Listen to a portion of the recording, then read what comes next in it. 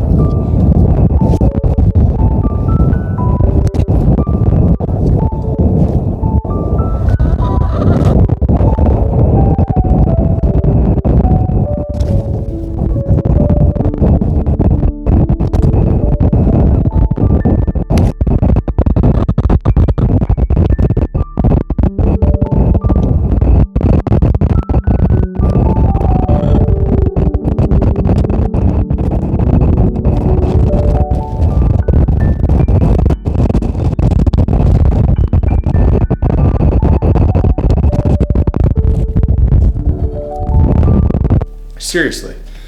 I think if the wind ever quit blowing in this state, we'd all tip over. It's kind of a probably cliche. So we got our holes dug. We got the trees planted. Like I said, we put the manure, dirt, and then we put the trees and made sure that we planted at the right graft line so you don't rot off the tree. What we're gonna do now is I got T-posts and pallets down there. I'm gonna make a windbreak because the summer wind, winter wind, it's awful for trees. So we're gonna go put in the windbreak.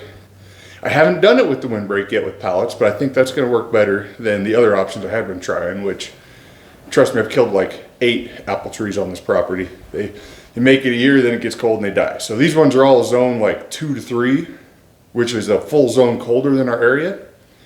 And I think that's gonna help them. And I think the planting them in the garden, in unused garden space that's cultivated and fertilized, is gonna be a huge boon for them. We're gonna go put in the windbreaks and then the rest is up to the trees. So let's get it done.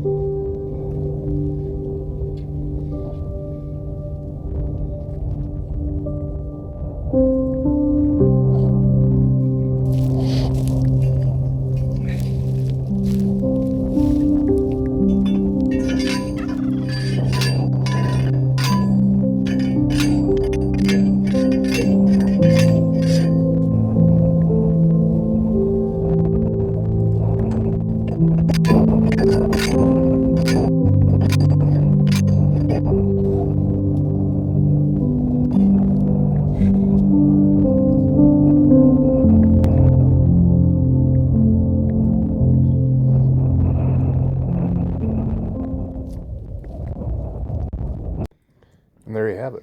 I had to get some assistance because my shoulder still needed a little more healing after my surgery. But we managed to get her done, and maybe in the wintertime we'll get a couple more pallets around and make a little triangle for wintertime frost and windburn protection, but not bad.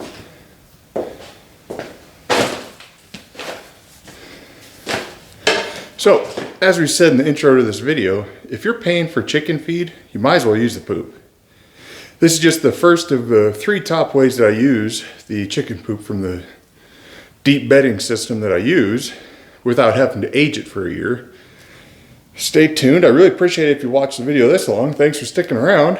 And if you got any tips and tricks that you know for planting fruit trees and making it where they actually survive more than 2 years in a harsh climate, drop them below. Let's get a conversation going.